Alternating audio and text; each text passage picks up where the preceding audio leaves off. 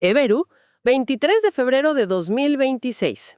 Los temas principales que exploraremos a fondo son el impacto del mecanismo de obras por impuestos en el desarrollo regional, los rigurosos procesos de fiscalización del Estado sobre empresas y ciudadanos, el dinámico y regulado panorama de las concesiones mineras junto con la participación ciudadana, ambiental y finalmente el pulso cotidiano, legal y corporativo del país. Vale.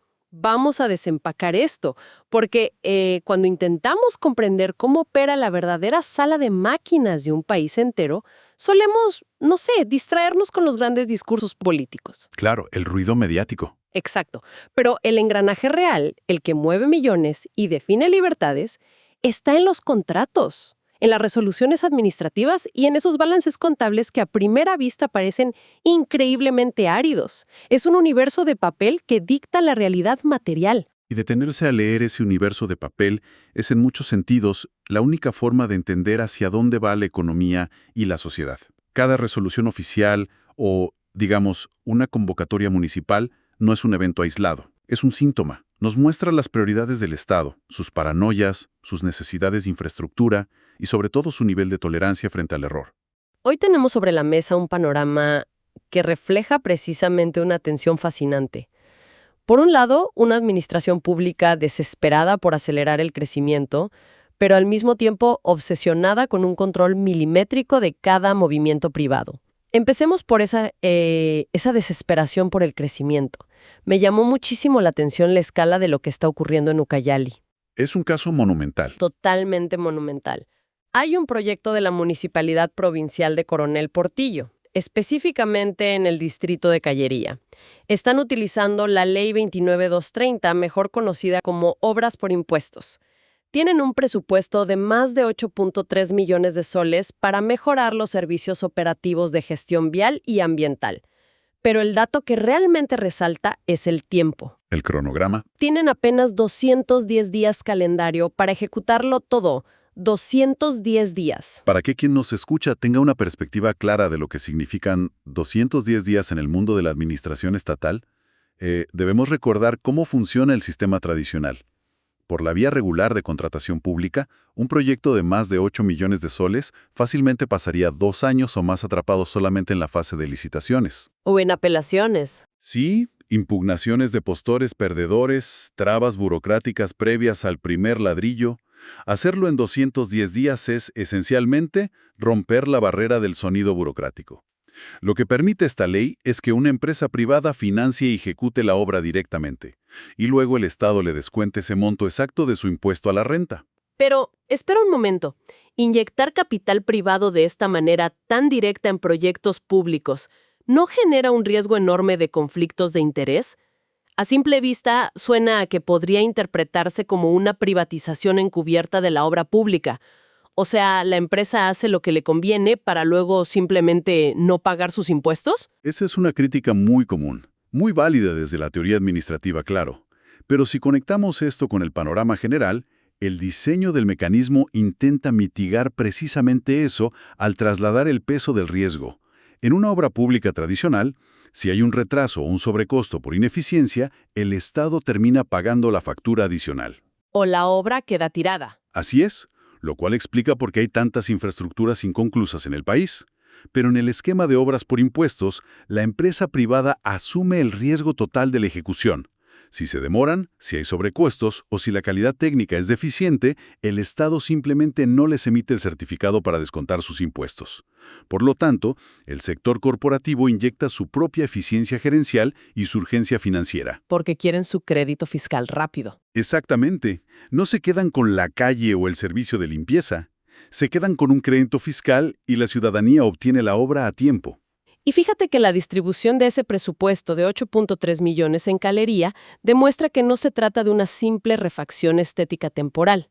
De ese total, más de 7 millones de soles están etiquetados específicamente bajo la partida de equipamiento y vehículos. Prácticamente están comprando una flota entera de maquinaria pesada. Además, el presupuesto incluye capacitaciones al personal municipal y la liquidación final. Es decir, le están exigiendo a la empresa privada que entregue el paquete completo. Lo cual nos indica una maduración clara en el uso de esta herramienta. Ya no se utiliza únicamente para pavimentar una cuadra aislada, sino para estructurar y montar sistemas operativos completos. Y es crucial notar que esto ha dejado de ser un experimento regional. Se está replicando a nivel nacional. Si observamos el flujo de las convocatorias recientes, en Arequipa, por ejemplo, La Joya y Castilla, están buscando activamente financiamiento corporativo bajo esta ley. Y en el Cusco sucede algo idéntico. Distritos como Limatambo y Espinar están lanzando convocatorias, cazando empresas bajo esta misma modalidad. Es como si las autoridades regionales hubieran decidido colectivamente que el sistema de licitación clásico está irremediablemente roto. Están buscando vías de escape rápidas para entregar resultados a poblaciones que ya no toleran las demoras crónicas del Estado. Y aquí es donde se pone realmente interesante la contradicción institucional. Porque mientras el Estado invita al sector privado a ser su socio de desarrollo con una mano, ofreciendo estos atajos de eficiencia, con la otra ejerce una vigilancia que roza lo punitivo. Pasamos de las grandes obras al peso implacable de la fiscalización. Encontré un caso de Indecopi que ilustra esto a la perfección. Han iniciado un proceso sancionador contra el gerente general de una empresa llamada Maderas S.A.C. Ajá, por un reporte. Sí, le proponen una amonestación oficial simplemente por no remitir un informe trimestral. Pero lo curioso es la fecha. El informe fue solicitado formalmente en marzo de 2023. Han pasado casi 3 años y la burocracia no olvida. Ese desfase temporal es la clave para entender la memoria institucional. Lo fascinante aquí es el contexto legal de esa solicitud. Maderas S.A.C. no está operando en condiciones normales. Están bajo la lupa de la Comisión de Procedimientos Concursales del Indecopi. Esta comisión actúa, básicamente como el perro guardián del Estado, para los casos de reestructuración y liquidación de empresas. Cuando una compañía entra en ese estado financiero crítico, el nivel de exigencia sobre la transparencia de sus cuentas es absoluto. Un reporte trimestral no es un simple formulario de rutina. Es una prueba de vida o muerte financiera. Tal cual. Su objetivo es proteger a los acreedores, a los bancos y a los trabajadores a los que se les debe dinero. Entiendo la gravedad, de verdad la entiendo. Pero, ¿justifica eso perseguir un papel 3 años después? Parece un desperdicio enorme de recursos de la propia administración pública. A estas alturas, esa empresa probablemente ya está en una realidad financiera completamente distinta o incluso disuelta. Desde una perspectiva de eficiencia inmediata podría parecer inútil. Sin embargo, desde el derecho administrativo es indispensable. Si el Estado permite que un incumplimiento formal pase desapercibido porque ya pasó mucho tiempo, la señal encubierta para el resto del ecosistema empresarial sería clarísima. Si logras singorar al regulador el tiempo suficiente, eventualmente se olvidarán de ti. Exactamente. Al perseguir activamente este documento años después, la administración pública establece un precedente de hierro. Demuestra que la maquinaria legal exige una perfección procesal absoluta, sin importar los años transcurridos. Y esa intolerancia a los juegos administrativos aplica incluso para los actores con mayor poder. Hay una resolución sobre el banco BBVA Perú. El banco, con todo el inmenso músculo legal que tiene, presentó un recurso de aclaración respecto a una resolución de protección al consumidor que lo sancionaba. Generalmente, estos recursos suelen ser tácticas sofisticadas para ganar tiempo. Es una de las estrategias de defensa más antiguas. Buscas una ambigüedad mínima en la estructura de un párrafo y pides formalmente que te la aclaren, forzando a la entidad a detener la ejecución. Pues la respuesta oficial del Estado fue un rotundo no. Denegaron el pedido afirmando, en esencia, que el texto original no tenía nada de obscuro o dudoso. El mensaje fue básicamente que entendían perfectamente la táctica dilatoria y no iban a perder un segundo más discutiéndolo. Lo cual expone de manera muy transparente que frente a un regulador firme, las maniobras legales tradicionales tienen un límite muy marcado. Y esta rigidez no se queda atrapada en los rascacielos financieros de Lima.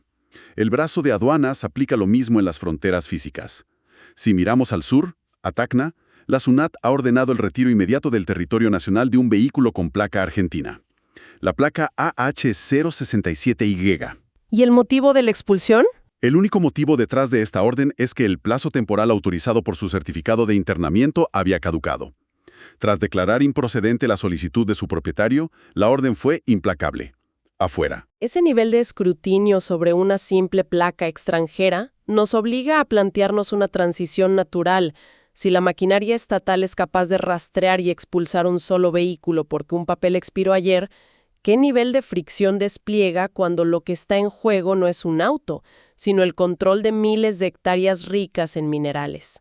Administrar el subsuelo requiere un engranaje infinitamente más pesado. Actualmente hay una fiebre de los metales muy intensa. Una avalancha de petitorios de concesiones mineras ante el Ingemet. Los nombres por sí solos ya te cuentan una historia de alta expectativa. Tenemos el petitorio Tesoro 2 en Ancash. Más al centro, en Lima, aparece Santa Rosa Mining. Y hacia el sur, en Arequipa, se están marcando coordenadas para Huayco JMH. Cientos de hectáreas siendo solicitadas constantemente. Pero en este punto hay que aclarar un freno legal crucial. Obtener el título formal de la concesión minera no da derecho a mover una sola piedra. Entonces, ¿cuál es el valor real de invertir tiempo y dinero en obtener esa concesión? Porque si pagas todos los derechos, pero legalmente no puedes iniciar exploraciones, parece un diploma honorífico. Otorga exclusividad sobre los minerales frente a otros competidores comerciales. Sin embargo, ese documento es apenas el ticket de entrada. Existe una obligación ineludible, la consulta previa con los pueblos indígenas que podrían verse afectados. Ese es el freno principal antes de iniciar cualquier actividad. Y el filtro ambiental es donde la maquinaria se vuelve verdaderamente compleja. Tomemos el caso de Nexa Resources Atacocha, en Pasco. Están en la tercera modificación de su estudio de impacto ambiental. Este trámite se gestiona directamente ante el SENACE. Y el hecho de que este estudio esté calificado como detallado es lo importante aquí. Significa que el listado ha determinado que el proyecto tiene el potencial de causar impactos ambientales negativos significativos. Por eso se le entrega al SENACIS, el ente técnico especializado de mayor rigor científico. Pero lo fascinante no es solo la parte técnica, son los detalles del proceso ciudadano en la práctica. Nexa Resources tiene que organizar audiencias públicas presenciales programadas para abril de 2026. Tienen que presentarse en locales comunales en Huánuco y Pasco. Y las exigencias logísticas son altísimas. Anuncios en la radio local, carteles gigantes en las zonas de tránsito y hasta la obligación de montar una oficina de información permanente en Chicrín. Es que la democracia ambiental ya no es una frase teórica, es un procedimiento sumamente estructurado. Requiere poner la cara ante las comunidades campesinas. Tienen que traducir un proyecto de ingeniería complejo a términos accesibles para la población local. No es un trámite de escritorio. Exacto. Entonces, ¿qué significa todo esto a escala micro? Porque toda esta inmensa maquinaria estatal aterriza en la vida diaria de la gente. Documentos que esconden historias humanas sobre la vida, la muerte y el dinero. La justicia en acción suele ser el escenario donde esos dramas colisionan de manera más evidente con el sistema. Hay una iniciativa reciente de la Sala Penal Liquidadora de Cañete que es un recordatorio brutal de esto. Organizaron una audiencia pública extraordinaria virtual con un fin muy claro: garantizar que los presos sin condena sean juzgados en un plazo razonable o liberados por exceso de detención. Es una medida correctiva frente a sus propios retrasos históricos. Si el Estado no es capaz de sentenciar a una persona dentro del plazo estipulado, retenerla en prisión es una violación de sus garantías básicas. Buscan acelerar los juicios o liberar a los acusados. Detrás de los oficios y los plazos hay libertad humana en juego. Y del peso de la libertad personal pasamos al fin de un negocio. La melancólica liquidación de Mix Sports SAC. Terminan sus operaciones declarando un activo sobrante de apenas 410 soles. ¿410 soles? Sí, arrastrando más de 1 millón de soles en resultados acumulados negativos. Una historia de fracaso empresarial contada en 3 líneas de un balance. Esto plantea una pregunta importante sobre el ciclo macroeconómico. Es el rezago final de las crisis recientes. Empresas zombies que lograban sobrevivir artificialmente finalmente están asumiendo la realidad y sincerando sus balances. El ecosistema comercial purgándose de ineficiencias. Y finalmente llegamos al nivel más íntimo: la corrección de una identidad. En Guaya y Pasco, una mujer tuvo que iniciar un trámite formal de rectificación de su acta de matrimonio original. El Estado había ingresado el apellido de su madre como Bailón con I latina, pero la ortografía correcta de la familia siempre había sido Bailón con Y. Un simple error tipográfico de hace décadas te arrebata tu vínculo biológico a los ojos de la ley. Obliga a armar un expediente completo para que la maquinaria acepte quién fue la mujer que le dio la vida. Nuestra identidad garantizada por la exactitud de un archivo oficial. Todo decanta ahí. Sintetizando todo lo que hemos recorrido hoy, Queda claro que administrar una sociedad moderna es un acto de malabarismo complejísimo. Estamos equilibrando el progreso económico rápido, como vemos con obras por impuestos, con la vigilancia estatal implacable sobre cada ciudadano y corporación y la protección de los derechos individuales y ambientales. Es un intento constante y a veces frustrante de mantener ese equilibrio. Así es. Y al ver cómo cada obra pública, cada proyecto minero y cada liquidación corporativa deja una huella de tinta permanente en la historia del Estado, surge una duda genuina para quien nos escucha. ¿Cuánta de la verdadera identidad y drama de una nación se esconde a simple vista en la letra chica de sus documentos oficiales cotidianos?